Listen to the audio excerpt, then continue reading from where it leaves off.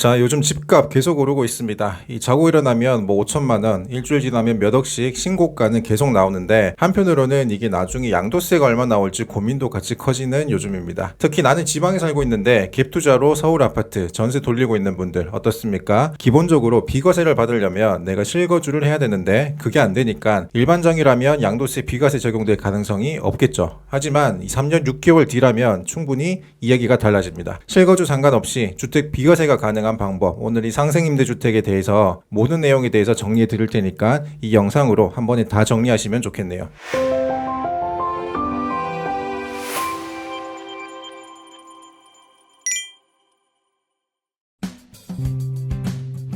네, 이성우 세무사입니다. 우선 이 채널 구독, 좋아요 그리고 알람 설정까지 해두시고 소중하게 생각하는 분들이 있으면 함께 영상 공유해주세요. 자, 앞서 말씀드린 것처럼 이 상생임대주택은 거주 요건하고 상관없이 주택임대사업자가 이 비과세를 노려볼 수 있는 아주 강력한 출구 전략입니다. 우선 이 상생임대주택 요건부터 말씀드리면 크게 세 가지로 기억하시면 돼요. 첫 번째는 이 직전임대차 계약부터 이 상생임대 특례가 시작이 된다는 겁니다. 이 직전임대 계약이라고 하는 거는 우선 내가 정상적으로 주택을 구입한 이후에 임차인하고 새롭게 계약한 임대 계약을 말합니다. 그러니까 주택 구입 당시에 이미 임대 계약이 진행 중이었고 그걸 승계받으면 어떻습니까? 그 임대 계약은 직전 임대 계약이다 아니다? 아니라는 겁니다. 왜? 원래 임대인은 이전 집주인이지 내가 아니었으니까요. 그래서 임차인이 이 주택을 구입하면서 임대 계약을 승계받은 경우에는 직전 임대 계약이 아니라는 점, 그리고 심지어 주택을 내가 상속받으면서 상생임대주택으로 전환할 생각이다, 한번 운용을 해보겠다 생각할 수도 있습니다. 그래서 돌아가신 부모님의 기존 임대 계약을 내가 변경해가지고 상속받은 이후에 새로 임대 계약을 하더라도 이건 역시 직전 임대차 계약이 된다 안 된다?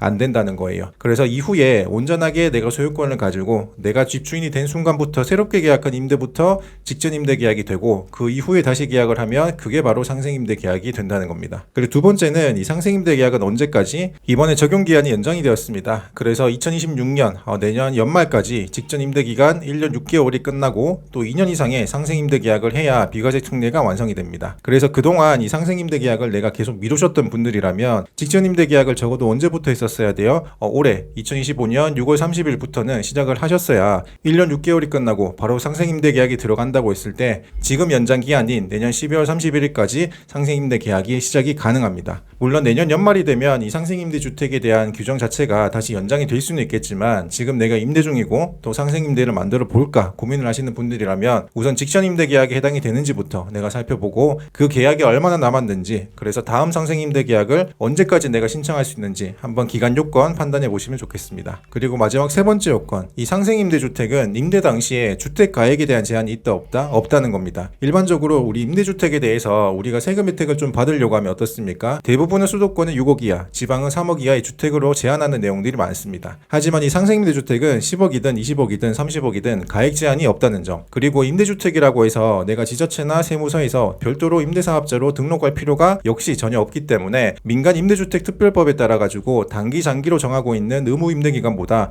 훨씬 더 짧은 기간으로도 비과세 혜택을 받을 수가 있다는 장점이 있습니다. 그래서 직전 임대 계약하고 상생 임대 기간을 합해 가지고 최소 3년 6개월이면 특례 적용이 가능하다는 장점이 있다는 거예요. 그리고 이 상생 임대 주택은 원칙적으로 1주택자에 대해서만 적용이 됩니다. 다시 말해서 1주택자가 상생 임대 주택을 보유 중이라면 이 상생 임대 주택에 대해서 비과세 혜택을 준다는 겁니다. 하지만 예외적으로 임대를 개시할 때는 비록 내가 주택수가 2개 이상, 3개 이상 다주택자인 상황이었지만 향후에 내가 1주택자로 전환할 계획이 있는 분들인 경우에도 이 상생임대주택에 대한 특례는 적용이 가능합니다. 이미 지난 2022년에 이 상생임대인 지원제도가 바뀌면서 임대주택을 실제로 처분하는 날까지 기준으로 봤을 때 나머지 주택들을 이미 다 정리를 하고 1주택자로 만들 수만 있다면 예외적으로 이 상생임대주택 특례 대상으로 인정을 하고 있다는 거예요. 그렇지만 요거는 좀 주의를 하셔야 됩니다. 뭐냐면 이 상생임대주택 형태가 일반 단독주택이나 아파트가 아니라 다가구 형태 주택인 경우입니다. 일반적으로 어때요? 이 다가구 주택은 이 호실별로 구분 등기를 하지 않는 이상은 전체를 하나의 주택 단위로 보게 됩니다. 그래서 이 하나의 매매 단위로 보게 되었을 때는 이 상생임대 주택 요건에 해당이 되는지 안 되는지 판단할 때는 모든 호실에 대해서 각각 상생임대 요건을 기간을 별도로 따지기 때문에 다가구 주택은 예외적으로 상당히 높은 확률로 상생임대주택에 대한 특례 적용에서 제외될 가능성이 높습니다. 그리고 실제로 비과세 신고를 한 이후에도 관할 세무서에서 요 다주택만큼은 그 형태 특성상 사후관리 점검 대상으로 이루어질 가능성도 높다는 점 같이 주의를 하시면 좋을 것 같아요. 마지막으로 이 상생임대주택 관련해서 많이 놓치는 내용 3가지 추가로 좀 말씀을 드리겠습니다. 우선 이 직전임대계약하고 상생임대계약은 임대인이 절대로 바뀌면 안 된다는 겁니다.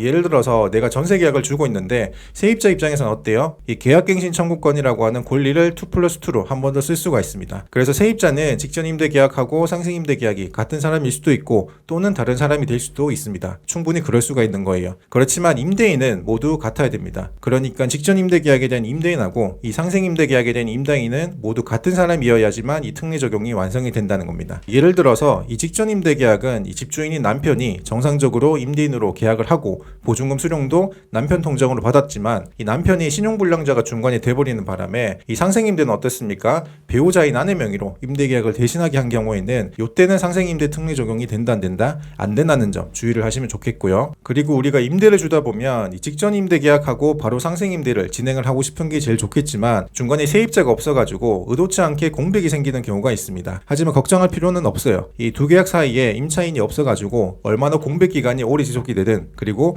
필요에 따라서 임대인인 내가 집주인이 직접 거주할 목적으로 몇 개월 살다 나오든 이 상생임대주택 특례를 적용받는 데는 전혀 문제될 게 있다 없다? 없다는 겁니다. 다만 요거는 좀 주의를 하실 필요는 있습니다. 어떤 거냐면 이제 직전임대계약 1년 6개월 그리고 상생임대계약이 지금 2년이지 않습니까? 그래서 각각의 임대계약을 하는 그 과정에서 임차인의 사정에 따라 가지고 중도 퇴거하는 사항이 발생할 수가 있어요. 이런 경우에는 예외적으로 원래 임대계약에서 진행되던 보증금이나 임대료보다 최소 같거나 낮은 임대료로 그 다음 세입자를 구해가지고 계속 임대를 하게 되면 이전에 세입자하고 임대계약한 기간을 합산해가지고 판단을 하게 된다는 겁니다. 자, 그리고 마지막으로 이 상생임대계약 2년 정상적으로 다 끝난 이후에는 집주인 입장에서 임대료 보증금에 대한 증액 제한 요건을 계속해서 갖출 필요가 있다 없다? 없다는 점. 그리고 임대계약서를 쓸 때 처음부터 내가 만약에 4년 단일로 계약을 하고 임대계약을 시작을 했으면 그 계약 4년 전체가 직전 임대계약이 되든 상생 임대계약이 되든 하나의 임대계약이 되는 것이지 4년 중에 2년은 직전 임대계약, 남은 2년은 상생 임대로 내가 마음대로 계약을 찢어가지고 기간을 구분하는 건 인정이 된다 안 된다?